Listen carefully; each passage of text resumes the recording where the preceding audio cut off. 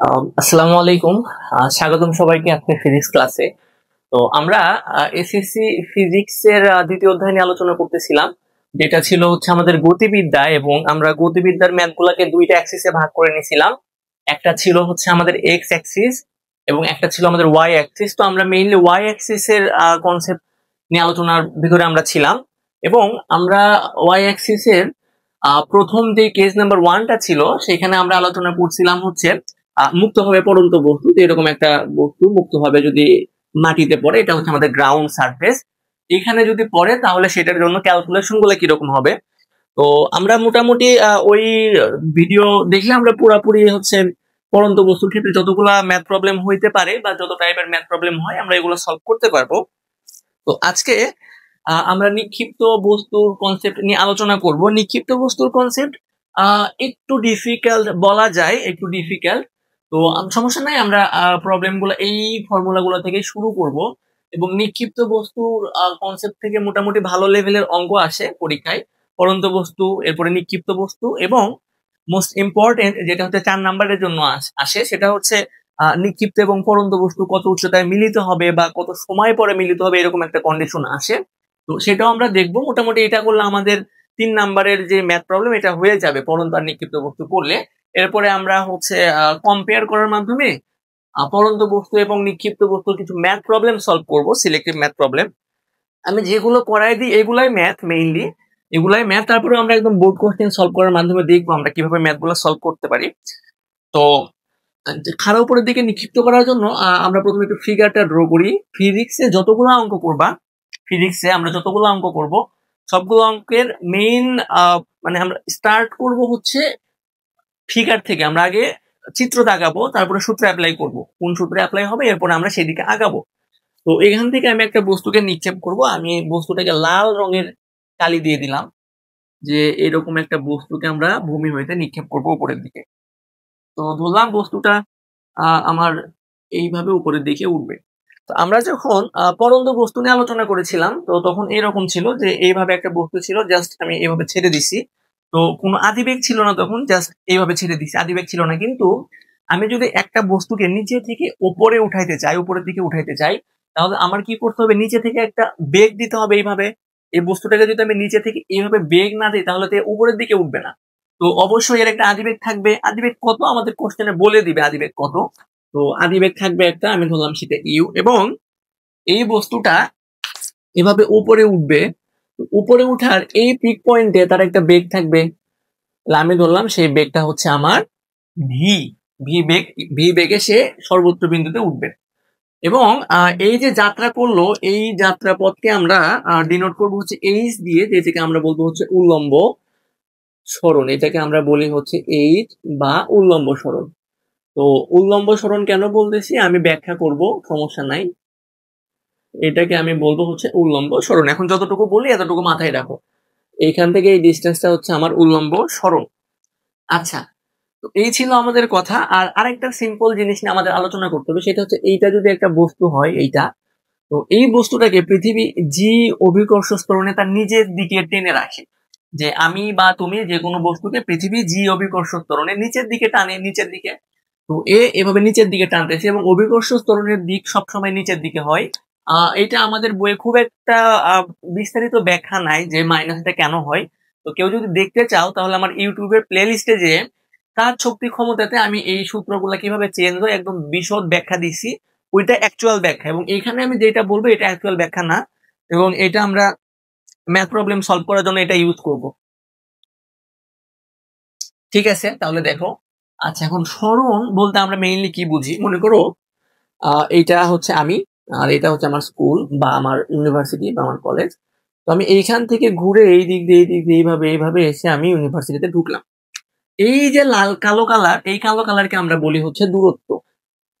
আমরা সরণের দিক একটু দেখবো, এটাকে বলি দূরত্ব। এবং আমি যদি এই পয়েন্ট থেকে এই পয়েন্টের ডিস্টেন্সটা এইভাবে কাউন্ট করি একদম সরল রৈখিক বরাবর, যে এটা আমার আদি বিন্দু, যে এখান থেকে যাত্রা শুরু করি এটাকে বলি আদি বিন্দু, এবং এটা হচ্ছে আমার শেষ বিন্দু। আদি বিন্দু হইতে শেষ বিন্দুর যে সরলরৈখিক দূরত্ব এটাকে বলবো আমরা সরণ। এটা আমরা আগের ভিডিওতে বলছি, আবার বলি। এবং এর দিক হবে আদি বিন্দু হতে এবং এবং দিক হবে আদি হতে শেষ। এইটুকু আমাদের একটু প্রয়োজন, আদি হতে শেষ। একটু খেয়াল করো তো, যখন আমরা পড়ন্ত বস্তু নিয়ে আলোচনা করছিলাম, একটা বস্তু এইভাবে পড়ছিল নিচে, এটা আমাদের গ্রাউন্ড সারফেস ছিল, তো তখন আমরা এইজটা কাউন্ট করছিলাম এই উপরের দিক থেকে। এটা আমাদের যে 3 নাম্বার কেজ, তখন আমাদের এটা লাগবে যে আমরা সরণের দূরত্বটা কই থেকে নিব। খেয়াল করো, যখন বস্তুটা নিচে পড়বে পড়ন্ত বস্তুর জন্য আমরা এই পয়েন্ট থেকে কাউন্ট করব, এই পয়েন্ট থেকে নিচের দিকে আসব আমরা দূরত্ব যখন কাউন্ট করব বা উল্লম্ব সরণ যখন কাউন্ট করব। কিন্তু যখন বস্তুটা নিচে থেকে উপরে যাবে তখন এটা আমার আদি বিন্দু, এটা আমার আদি বিন্দু এবং এটা হচ্ছে আমার শেষ বিন্দু। এই ক্ষেত্রে আমরা আদি বিন্দু হইতে কাউন্ট করব, আদি বিন্দু হতে আমরা ডিস্টেন্সটা কাউন্ট করব বা উল্লম্ব সরণটা কাউন্ট করব। কেন? আমরা কেস নাম্বার 3 যখন করব তখন আমরা বুঝবো। এখন যতটুকু বলি এতটুকু একটু মাথায় রাখতে হবে। তো ওয়াই অক্ষ বরাবর ক্যালকুলেশন করার জন্য আমাদের সূত্রে কিছু চেঞ্জ আসে। তো আমরা একটু চেঞ্জ গুলা দেখি কিভাবে চেঞ্জ আসে। তো প্রথমে এই ফর্মুলাটা আমরা যেরকম আছে এরকম উঠাবো। তো প্রথম ফর্মুলাটা কি আছে? V equal to U plus at, এতটুকু বুঝছি।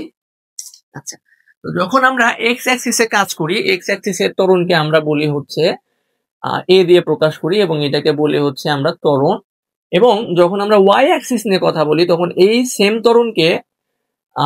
ত্বরণকে আমরা লিখি হচ্ছে জি দিয়ে, এটা ওয়াই অ্যাক্সিসের জন্য। এবং এটা তখন স্পেশাল কাইন্ড অফ ত্বরণ হয়ে যায়, যেটার মান হচ্ছে 9.8 মিটার পার সেকেন্ড স্কোয়ার, এবং এইটাকে আমরা বলি হচ্ছে অভিকর্ষজ ত্বরণ।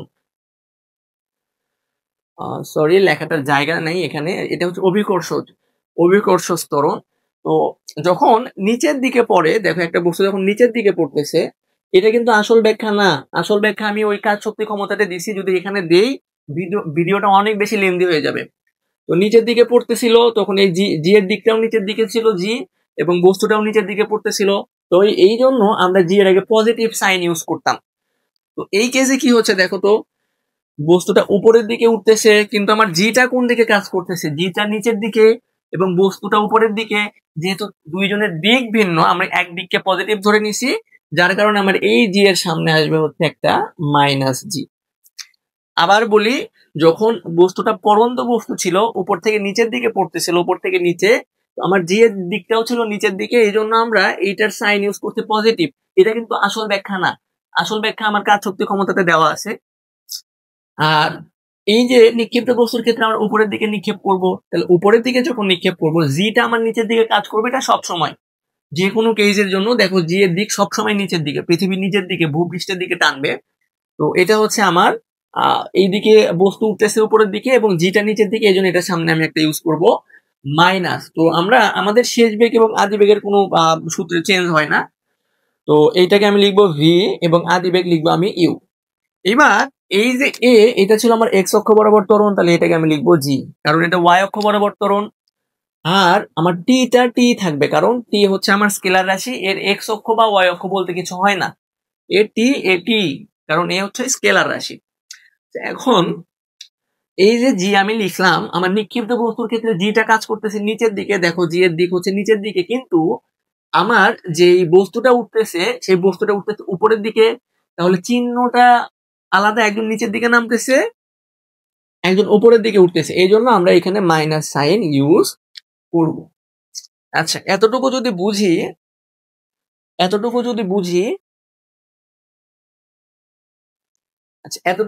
বুঝি, তাহলে মোটামুটি আমাদের হচ্ছে সূত্র আমরা নিয়ে আসছি। এইবার আরেকটা গুরুত্বপূর্ণ কথা আমি বলি, সেটা হচ্ছে একটা বস্তু যদি এইভাবে উপরে উঠে, তাহলে এইভাবে উপরে উঠে সে যখন আবার নিচের দিকে নামা শুরু করবে, এই যে পিক পয়েন্টটাতে, এই পয়েন্টে তার বেগ হয়ে যাবে জিরো, এই পয়েন্টে তার বেগ হবে জিরো। ধরো এই বস্তুটা উপরে উঠতেছে, এই যে একদম পিক পয়েন্টে তার বেগটা জিরো হবে এবং তারপরে সে নিচের দিকে নামা শুরু করবে, তাহলে এই পয়েন্টে বেগটা জিরো, তাহলে এইটাকে আমি বললাম পিক পয়েন্ট, বা এটাকে আমরা বলবো সর্বোচ্চ উচ্চতায় ভি জিরো, সর্বোচ্চ